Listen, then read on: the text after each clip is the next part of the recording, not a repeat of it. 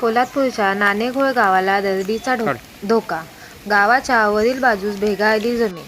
रायगडच्या पोलादपूरमध्ये नाणेघोळ गावाला दरडीचा धोका निर्माण झाला आहे.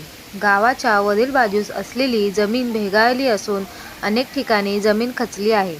2023 मध्ये याच गावात 3 घरं दरडीखाली गाडली गेली होती. सुदैवाने जीवितहानी झाली नाही.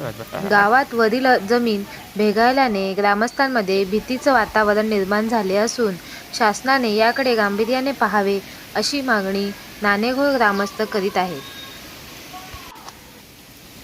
खड्ड्यात हात घालात मध्ये सरळ जाऊ द्या, काय नाही ना.